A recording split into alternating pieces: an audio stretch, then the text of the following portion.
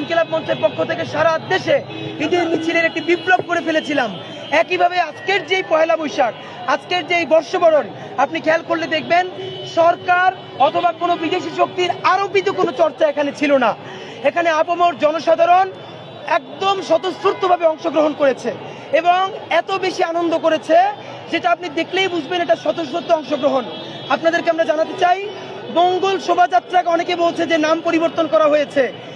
তার আগে আমরা বলতে চাই, আনন্দ শোভাযাত্রাকে পরিবর্তন করে কারা মঙ্গল শোভাযাত্রা করলো? আমাদেরকে তারা জিজ্ঞেস করে যে মঙ্গল শোভাযাত্রার নাম কেন পরিবর্তন করা হয়েছে।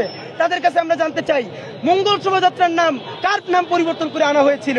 সুতরাং বাংলাদেশের হিন্দু, মুসলিম, বৌদ্ধ, খ্রিস্টান আপামর জনসাধারণ মিলে আজকে যে প্রোগ্রাম করেছে, বিশেষ করে আপনারা দেখেছেন মাত্র আমরা ইনকিলাব মঞ্চের যে আমরা র্যালি করেছি, আনন্দ র্যালি, একদম শিশু থেকে শুরু করে বৃদ্ধ, নারী, পুরুষ সবাই আনন্দ করেছে। আমরা ধান নিয়ে এসেছি, প্রত্যেকটা প্রতীক নিয়ে এসেছি, আমরা এই টিএসসির মোড়ে সবাই মিলে নেচেছি, গেয়েছি এবং আপনি দেখলেই বুঝবেন এত গরমে মানুষ কি পরিমাণ স্বতঃস্ফূর্ত আনন্দ